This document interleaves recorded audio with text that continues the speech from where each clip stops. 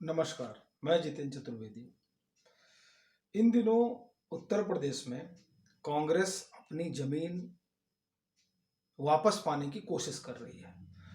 उस कोशिश में उसका जो पुराना वोट बैंक है, मुस्लिम, दलित और ब्राह्मण, इसमें वो जोर आजमाइश कर रही है कि किस तरह इनको अपने पाले में किया जाए। खासकर ब्राह्मणों पर इस समय वो फोकस कर रही है।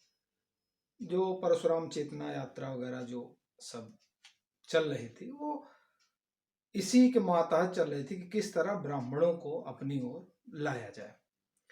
अच्छा, कांग्रेस इसलिए भी कोशिश कर रही है कि कोई 27-28 साल हुए होंगे यहाँ से कांग्रेस को उखड़े हुए। अच्छा, और जो आप कहिए कि ब्राह्मणों का स्वर्णिम काल, उसको भी गए हुए 27-28 साल हो चुके हैं। अगर इन दोनों को जोड़ा जाए, मिलाया जाए, तो ये कहा जा सकता है या एक ये परसेप्शन हो सकता है कि इधर कांग्रेस गई सत्ता से और इधर ब्राह्मणों का वर्चस्व गया। एक ये परसेप्शन बन सकता है, कहा जा सकता है, एक धारणा हो सकती है। लेकिन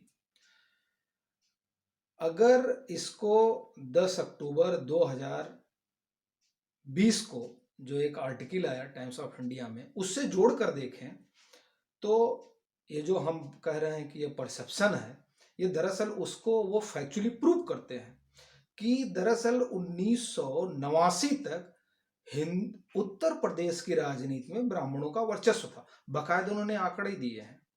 आंकड़े वो इस तरह रखते हैं, वो बताते हैं कि 1951 से और 1989 तक इस ये जो पीरियड रहा है, इसमें तकरीबन 2 दशक ब्राह्मणों ने उत्तर प्रदेश पर रूल किया है, शासन किया है।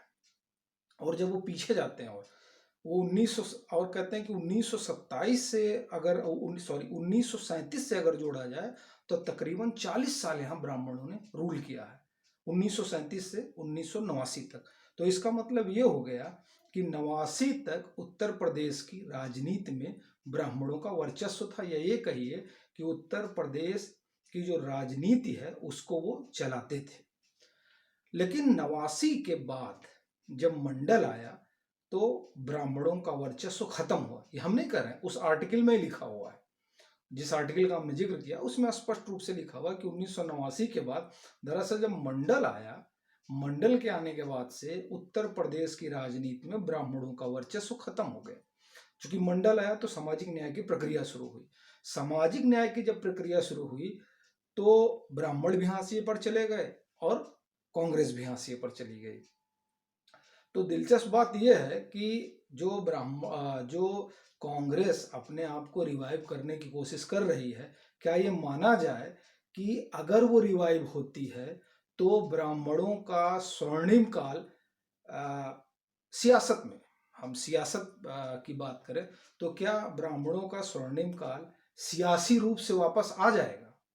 ये एक सवाल है जो आप लोगों के सामने छोड़कर मैं जा रहा हूं। आप लोग इस पर विचार करिए और हम लोग फिर मिलते हैं। नमस्कार।